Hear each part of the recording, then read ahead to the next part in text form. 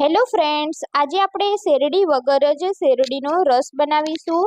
તો એના માટે આપણે ગોળને પલાળવાનો છે. 1/4 કપ જેટલો મેં અહીંયા ગોળ લીધો છે, તેને પલાળી લઈશું. તો ગોળ હંમેશા શેરડીમાંથી જ બનતો હોય છે, એટલે શેરડી જેવો ફ્લેવર આવશે. તો હવે આપણે ગોળને 10 મિનિટ પલાળી લીધો છે આ રીતે.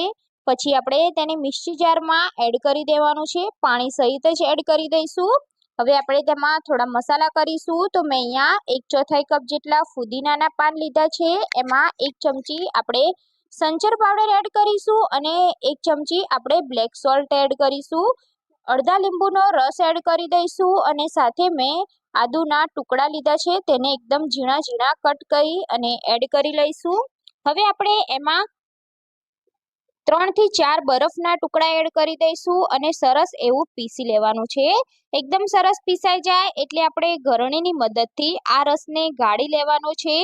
તો અહીંયા આપણો શેરડી વગર શેરડીનો રસ બનીને તૈયાર છે. તેને આપણે સર્વિંગ ગ્લાસમાં કાઢી લઈશું.